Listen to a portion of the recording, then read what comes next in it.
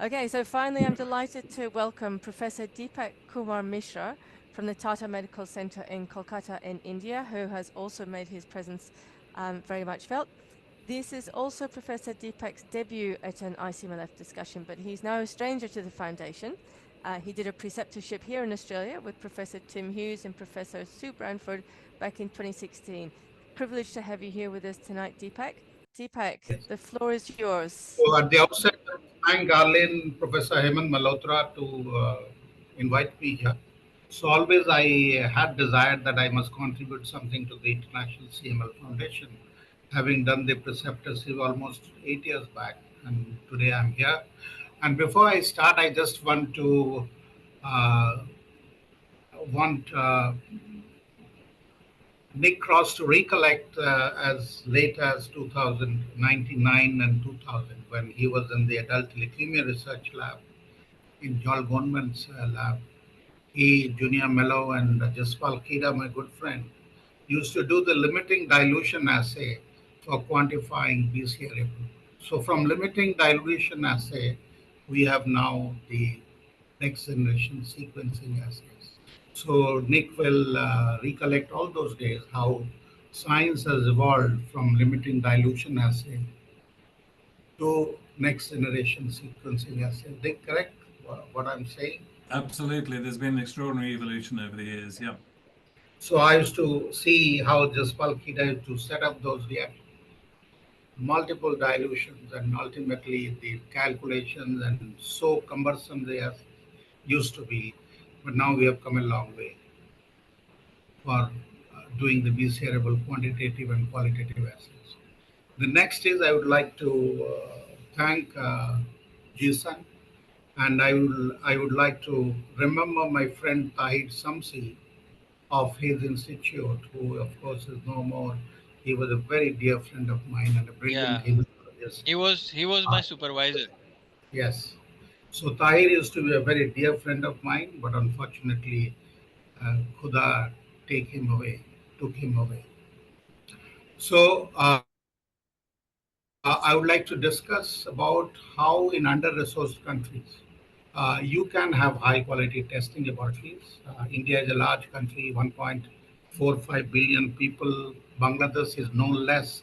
Pakistan is no less. They're highly populated countries, and the middle class is huge, and the lower middle class and the lower class people are there who cannot even afford a proper treatment and diagnosis. So our attempt by the International CML Foundation is to how maximum people should be able to get proper diagnosis and treatment.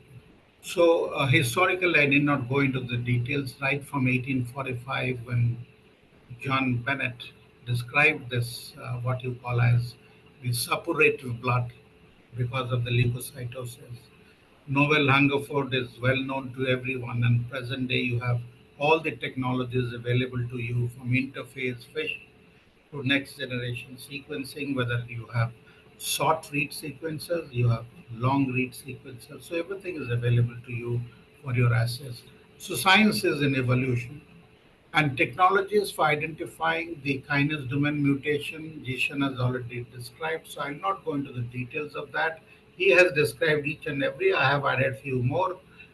Even some centers in India are doing allele-specific PCR, which is extremely sensitive, but extremely cumbersome to do because they're uniplex assays. So the number of mutations that you need to look at, that many number of ASPCRs you need to do, so it is not doable, though it is highly sensitive. So sensitivity and specificity and doability are things that need to be looked at when you adopt the different types of assays in a laboratory. So how to set up a BCRable testing laboratory in a resource-constrained country? You see, that will depend on various laboratories to laboratories. So I have different category class 1, class 2, class 3 labs based on the expertise infrastructure that is available for doing this molecular assays. Molecular biology or molecular genetics is no rocket science. You just have to follow certain principles, certain work discipline, workflow, and you have to have some basic infrastructure So with that, you can start a molecular biology lab. So it's not difficult at all. People get overawed that molecular genetics is something very difficult and cannot be done. So first thing, that myth should be broken. Molecular biology, molecular genetics, molecular diagnostics is very much doable in most of the laboratories, provided you have the inclination and some basic infrastructure. So, what are the assessment of the local context? You have to, as I said, you have to have the understanding of the local healthcare infrastructure, the regulatory environment, and you should have the understanding of the principles of molecular biology, and you should apply them. And more so, you should have a good funding source so that either the patient pays or the hospital or the country pays for it through various health schemes. So now in India, large number of health schemes are there. You have every state having different health schemes where up to 5 lakhs of Indian rupees are given free of cost treatment in a year.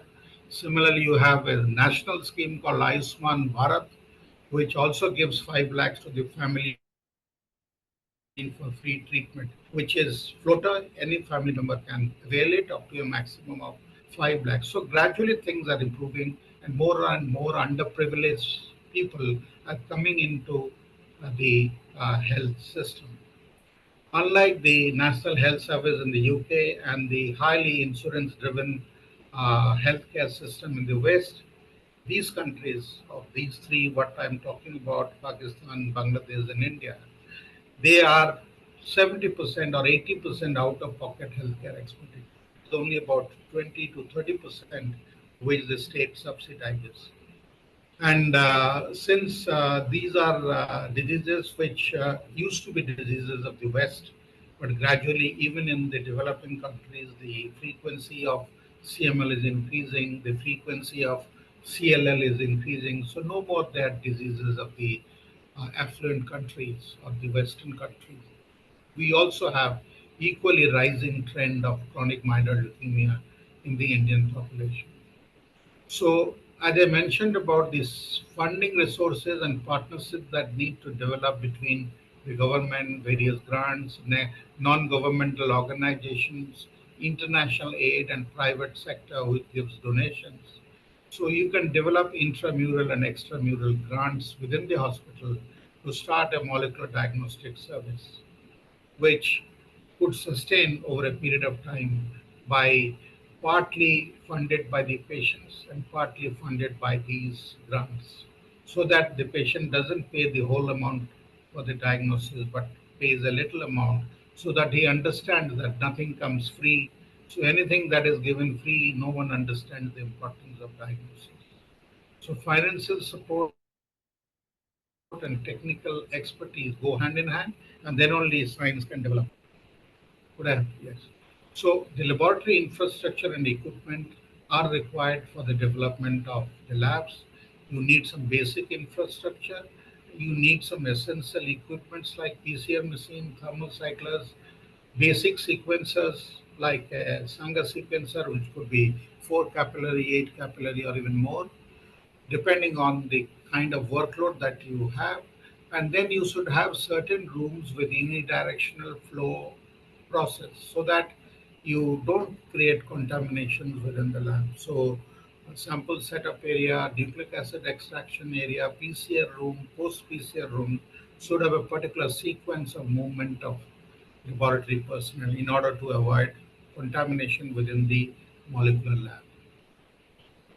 These are the various machines that we have in our laboratory. This is the Verity from Thermo. You have the ProFlex PCR system, which has got 32 into 3 uh, systems, and you can have 3 PCRs running at the same go. There's a Bio-Rad platform. And then you have this is the applied biosystems ABI 3500. This is a 8 capillary Sanger sequencer, which can do cycle sequencing as well as fragment analysis, depending on the assay that you need to do. So stopping and training is very important. Equipments, buildings don't make an institution. It's the people who work in the lab are extremely important. So your human resource is the most important resource for your diagnostic laboratory. You have to recruit them properly, you have to train them properly, you have to nurture them, you have to see that they go for continued medical education programs so that there is no knowledge gap, because every day science is changing, evolving, so they have to keep pace with techniques and platforms. So it is important that they should be given all the opportunity to grow in their career and perform better and better in the lab. Sample collection and processing, I have already discussed that. You know that most of the molecular samples are EDTA samples. And when you get samples from outside, you have to see how much it takes for the sample to travel to your lab. Accordingly, you have to give allowance as to how much nucleic acid degradation could be there. So if you are having a long distance transportation of a RNA-based assay, you have to see that they are either transported in the PAX gene tubes or by the streak tubes, which are RNA stabilizing tubes, so that your RNA degradation is minimized. DNA is not that much of a problem, so you can extract it even being transported at room temperature. Room temperature doesn't mean it is 45 degrees. Room temperature is meant by 22 degrees. That's a refrigerated room.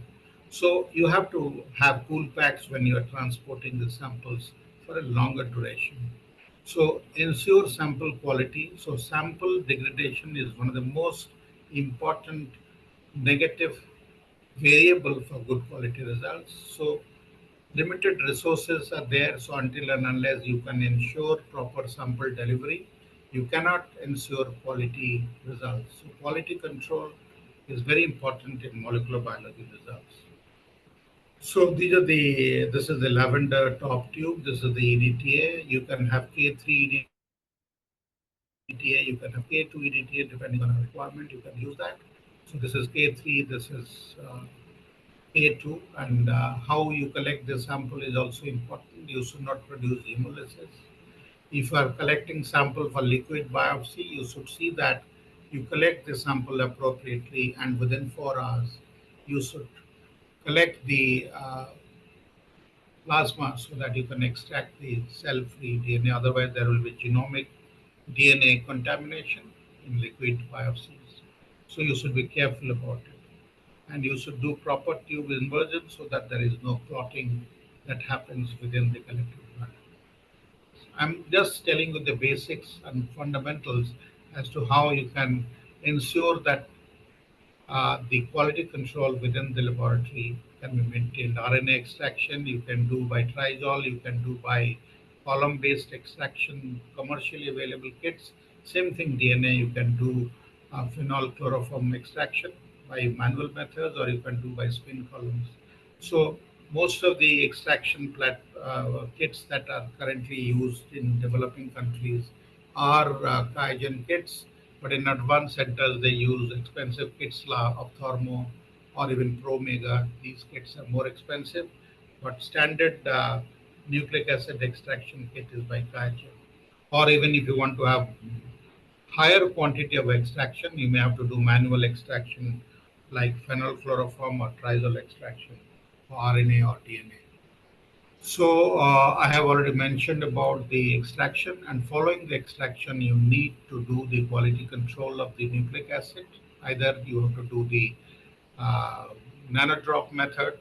Nanodrop is nothing but a spectrophotometer. You have 230 to 260 ratio, and you have the 260 to 280 ratio, and you have to have acceptable ratios so that your quality and quantity of DNA and RNA is appropriate. And in addition to nanodrop, you can have qubit, you can have tape stations to check your DNA or RNA and library preparation. So multiple things can be checked in qubit uh, and tape stations. You can have automated extraction platform. This is what we have in our lab. This is a CAD Symphony. This is a walkaway system, fully automated. We can do RNA, DNA extraction. We can do formalin fixed paraffin embedded tissue extractions, and also we can do liquid biopsy extraction or RNA and DNA from the liquid biopsies. So I will skip this slide to save time. The same thing that I mentioned, trizol reagent should be of analytical grade, and you should have good quality reagents that you must buy. Cheap is not the best, so you have to see that whatever you buy is actually of good quality so that it produces results. So cDNA preparation is very important because after you prepare the cDNA from the RNA, you can do a Gus PCR to see that your cDNA is of good quality. You can see that this is absolutely sharp band. Otherwise, if there is smudging, the cDNA is not good. You have to prepare again from either the same RNA, or you may have to extract or repeat RNA and then prepare the cDNA. So this is ready to go. So excellent Gus PCR. So this is a very good small step to ensure quality in laboratories who are just starting to crawl. So these are the certain steps which more evolved laboratories may omit, but labs that are starting molecular diagnostics must do this so that you can check the housekeeping Gus gene for the integrity of the complementary DNA. So this is important. So these are the attributes of a good quality lab in a resource constrained country. It doesn't cost much, but this gives you an excellent handle to control the quality of the results. Choosing the right detection method is always important. So always there has to be a balance between accuracy and the cost. So you have to, like we have been discussing about the utility of Sanger sequencing in TKD mutation analysis vis-a-vis NGS-based assays. So we have to find a balance between these various techniques that are available. They are called orthogonal techniques. You can do one assay in both, but if you have both the platform, this is always better because you can always cross-check one assay with both the platforms. Digital PCR is gradually pervading most of the laboratories. Right now, you have three platforms that are currently available. You have the Bio-Rad ddPCR, you have the Thermo Digital PCR, and you have the QIAGEN Digital PCR. In my lab, we have the Bio-Rad Digital Droplet PCR and the Thermo Digital PCR. These are excellent platforms for rare event detection. So we can also do TKD mutation analysis using the ddPCR platform. In general, most of the laboratories use Sanger sequencing. It's also called cycle sequencing. This can do fragment analysis based on the type of different assays that you need to develop. You can use Sanger sequencing to its full potential. The distinct disadvantage we have already discussed that it has got a low sensitivity, 15 to 20%. So if the size of the clone is lower than that, so you may miss it. So the sensitivity, if it has to be up to 3 to 5%, you need to do the next generation sequencing. So low level of kinase domain mutation can only be seen by NGS. So Sanger sequencing, however, is universally applicable. So most of the labs do this for TKD mutation analysis. So I'll not go into the details. Already Zeeshan has described this. Sensitivities are mentioned here. This is the high resolution melt curve analysis. This is highly sensitive. Direct Sanger sequencing, as you know, is deceased with a low sensitivity. However, the most practical solution in most of the assays. Pyro sequencers are available in some labs, not in all labs, but this can have a better sensitivity if you have it. ASO PCR I've already described, highly sensitive, but very cumbersome to do because they are uniplex assays. So prerequisite of kinase domain mutation analysis, I have mentioned about the number of copies that you need to have. You should not have in the sample less than 50 copies of transcripts of BCRable and less than 5,000 copies of CAble. If you have that, then that sample is not suitable for the analysis. Either you have to repeat the test or you have to discard the test.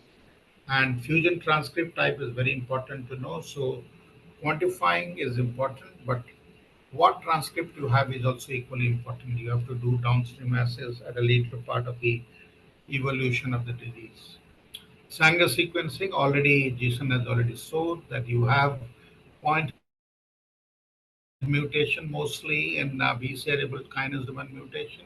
90% of them are missense mutations. They're pathogenic mutations, single amino acid substitutions, so not difficult to detect. So you have hotspots, so you just have to mark it in the arrows, and somebody who is a good technologist will be able to read it just in one glance, or you can use Mutalizer software to detect these mutations, which are picked up quite well. So T315I, which is a mutation that is resistant to the first line and the second line TKIs, it is sensitive to ponatinib and asciminib. It is a mutation which is seen in about one third of the patients of TKD mutation. So one third, if you do 100 samples, about 30-35% will be positive for a mutation, and out of that, 30% will be T315I in large series that is published in literature. So what we have, as I mentioned, that we do uh, 2 rounds of PCR by having 2 sets of primer sets, and that covers the exon 4 to 10. So you have 2 forward and 2 reverse, and then we do the PCR, which is a nested PCR, so that it increases the sensitivity of the assay, it increases the quantity of the cDNA as well. You can also do a long range PCR. A long range PCR is anything between 900 to 1500 kilobases. So it takes about 6 hours to run in an electrophoresis submarine.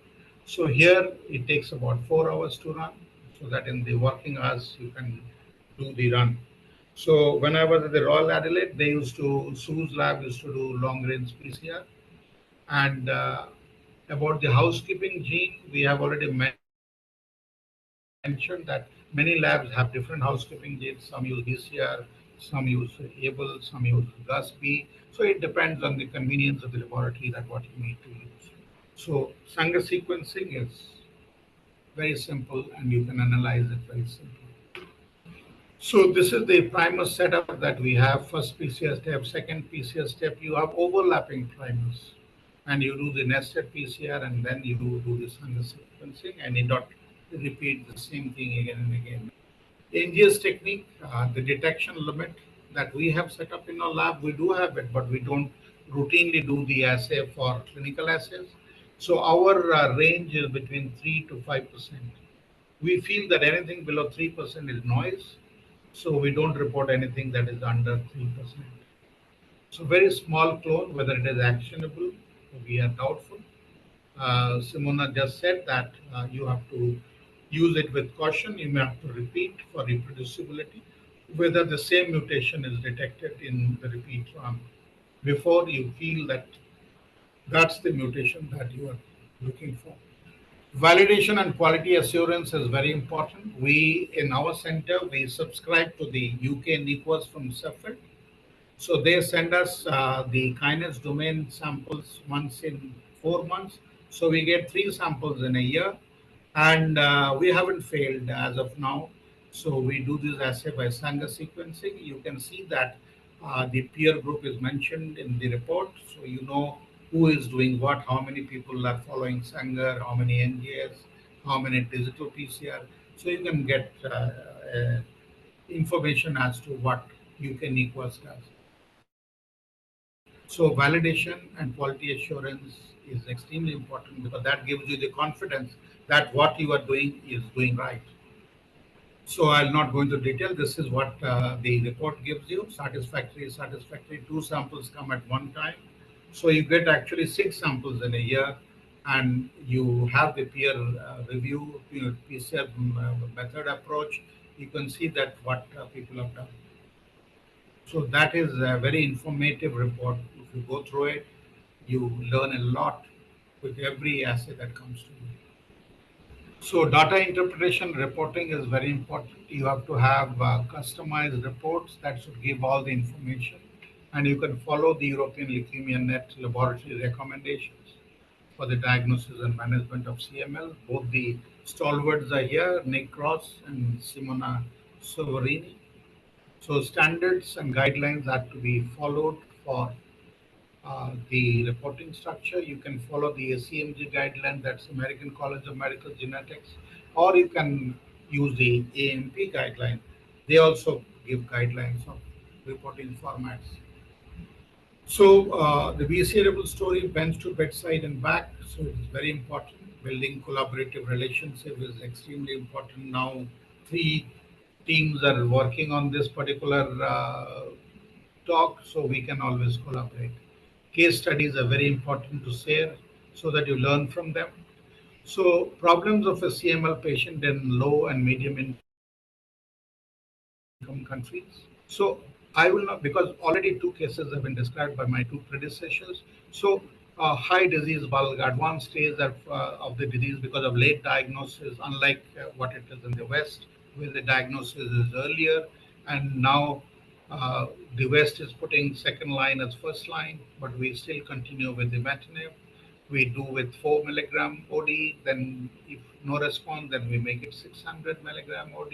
No response, we make it 800 milligram OD before thinking to change into a second line drug. So that's the reality of a developing country. We still continue to use imatinib for a significant period of time because of the cost constraints of dasatinib, nilotinib, and ponatinib is not available, as Dr. Malhotra has already said. So these are the things. And in India, the advantage that we have is that we have generics. We have generic dasatinib, we have generic nilotinib, which are cheaper to use than the conventional original innovator molecules. So we have been discussing about TKD mutation, but I must tell here, as the suboptimal response, majority of it is actually drug non-compliance rather than TKD mutation. You have many non-TKD pathways for suboptimal response. You can have pharmacogenomics, you can have you can have PGP overexpression, you can have OCT1 underexpression. There are large number of factors that can contribute to suboptimal response in addition to the TKD mutation pathway. So TKD mutation pathway is just about 60%, and 40% is the non-TKD pathway. So we must be conversant with that and must try to find out the drug compliance, which is very important. Patients, because it's such a chronic disease, you missing the drug for a month doesn't cause any significant morbidity, but patients BCR comes up gradually and the patient becomes a non-responder. So addressing the challenges and the future directions, to summarize, as we mentioned, that right now it is direct sequencing, Sanger sequencing. NGS is on the bench, but is still in the horizon in most centers. Affordability is a question. Human resource training is the learning curve is quite high. So it is important that we must look at NGS gradually, but not that you cannot do without NGS, so you can still do without NGS. So Sanger sequencing will be continuing to be here for some time. So addressing the challenges of limited resources involves innovative solutions. All my friends in the audience have given many innovative solutions, which needs better understanding of the disease biology and performing the TKI, performing the measurable transcripts to a reasonable extent within a defined time. So whatever ELN has recommended, once you put the patient on TKI, first sample at 3 months, second at 6 months, the third at 12 months, so that you achieve MMR at 12 months. And beyond, you have to follow every 6 months to see that if the patient has warning symptoms to go for TKD mutation analysis. So, questions: what does it take to set up a mutation testing laboratory at your center? I have given a flow diagram. So you have a patient who need TKD, sample collection, sample reception, RNA extraction, cDNA conversion, setting up of the nested PCR reaction, Sanger sequencing, and analysis of data. And second analysis of data by a molecular pathologist if it so requires. So if you do not subscribe to the UK NICOS, which is quite expensive, you can have inter-lab comparison programs.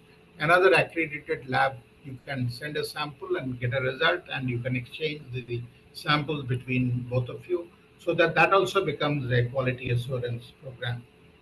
So outflow of work in a TKD mutation analysis in our center, our TAT is 14 days, but we give the result before 14 days. But our TAT is 14 days on record. So questions, how to find a mutation testing laboratory. If you are not doing in-house, you have to find for your patient where it is to be done. So select an appropriate laboratory which does a good quality work. So that is the most important. You have to see that.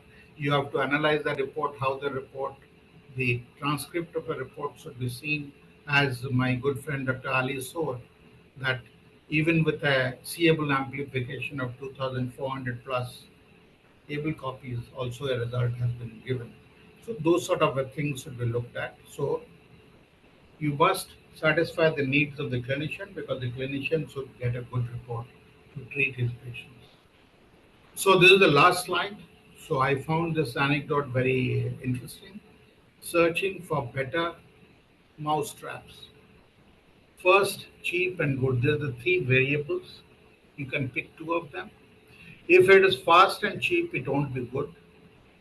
If it's cheap and good, it won't be fast. If it is fast and good, it won't be cheap. So fast, cheap, and good, you can pick two words to live by G. Jarmus. So this is a beautiful anecdote that I found to end this presentation. Thank you very much for a patient hearing. I still find 22 people in the audience, and if there are any questions, I'll be very happy to take them. In the chat box, there are 8 of them, and I think Arlene is going to moderate on that. Nick's taken his mute off though. Looks like he's ready to go. Yeah, thanks, and a great quote to finish on. It's very good you mentioned UK NEQAS. So they send out freeze-dried cell samples so they can survive all kinds of harsh environments, or freeze-dried DNA samples, and covering kinase domain mutations, but also detection of BCR-ABL and a whole range of other tests, JAK2, MPNs, etc., etc. They are expensive. So we, as part of our accreditation, we have to participate in a very wide range of UK NEQAS schemes. It'd be very good actually if iCMLf and in combination with the drug companies could explore possibilities to support access to these materials, because they're very good ways of maintaining quality control. And just another point, yes, the sort of referring back to our ELN laboratory guide recommendations that we published, and about understanding the limitations of different techniques. Just picking up from in the chat, this case written up by Dr. Marine, a very unfortunate case of a young man presented in blast crisis, looked like CML, but was PCR negative. There's RT-PCR negative, and this could be a technical, but Philadelphia positive by cytogenetics. So clearly CML. So this may be a case of rare transcripts. It could be a technical failure. There may be a number of reasons, but assuming everything's working, this would be an unusual case with an atypical BCR-ABL fusion.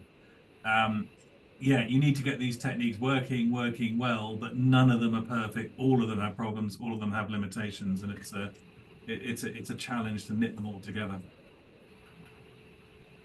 Simona.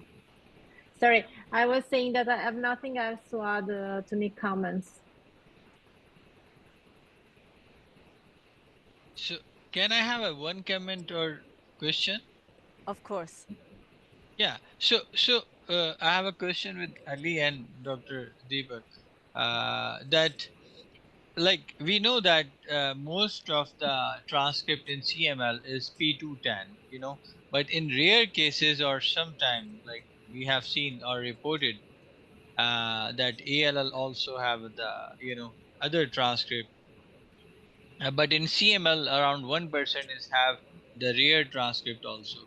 So how to monitor? We always have a challenge how to monitor the response of these rare transcript, because majority of the quantitative assays is available for P210, and the sensitivity of fish is very low. So Jason, now we have Indian kits manufactured within India available, which are multiplexed for both P210, 190, and 230, which will take care of 99.5% of all your CML patients. So You can develop complementary techniques other than the conventional RQ-PCR. You can have digital PCR, like we have a PEAT-190 quantification assay by the digital droplet PCR in Biorad, which is working beautifully well. So that is the reason why I said you must know the transcript type Yeah. at the very So beginning of your treatment. yeah. Otherwise, So the sometimes nested article. Yes. but because the your volume of these transcript, or the volume of the patient or the specimen, is very low for these transcript, so it's very expensive for the patient to quantify, means versus the P210 Okay, quantification. but I must tell you that digital PCR is a very low cost test. It is not Okay. an expensive test. If you Okay. have a PCR of Bharat, the test We don't have right is not expensive at all. now. Okay. I'm so impressed that so many people have hung in here for so long. That's testament to the quality of the presentations and the discussion. Dr. Ali, what does it make you think of when you listen to Deepak's experience? What are some of the challenges that you've come across? What does this make you think of? Oh, yes, we're just beginner. We're setting up our labs, and we are going through the processes, and we have to go. We have to run so many things, and I think we will face this sort of things, and most of the tests outsourced from India, and good quality reports is essential for the managements. And when we set our laboratory, molecular laboratory, well, I think we also have to go throughout this sort of problems also. And uh, we are just beginner, and it's too early to put any comment. Uh, So that is why 20% of Dr. Ali's patients are in my hospital. The distance between yes, I think. the distance between Dhaka and Calcutta is 50 minutes. Yes, sir. So in 50 Yes, sir. minutes, they're in my city. Okay, so yes, sir, and that's why we were trying to set up molecular labs, and we are trying to facilitate our And patients. we have been training doctors from Bangladesh. First of July, there will be a doctor from Bangladesh in my lab for training for 2 months. Yeah, So we do train people from the neighboring countries, from Nepal, from Bangladesh, but and on molecular. that's appreciable also, and we appreciate that too much. And I am inviting you when we inaugurate our labs. And I think. So yes, you can see there's so many things, and I'm also inviting everyone to visit our labs when it is inaugurated. Oh, yes. That's great, and good collaboration and sharing is what we're all about. Um, Thank you so much. Nick and Simona, do you have anything you'd like to tie this up with?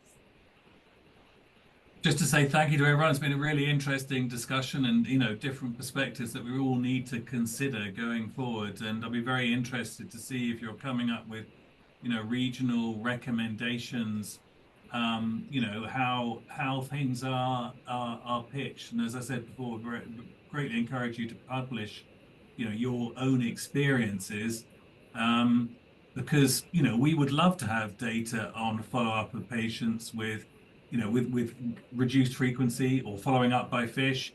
Yes, it's not as sensitive. That doesn't mean it's useless. We need published data on your real experiences. So very much looking forward to that. Simona, Yeah, a last word? Yeah, I agree. I totally agree. I totally agree. It's very important that all of you can publish your experience in order to provide data for recommendations more tailored to the We, needs we, and the resources we, that cannot be the same all over the world. So I really encourage, for example, the experience that was presented by Dr. I think it was Dr. Aziz, the lady who was speaking at the beginning. I think this is an example of a very interesting experience that should be definitely published. Thank you. That sounds like a great note to end this meeting. Thank you so much. It's been really wonderful.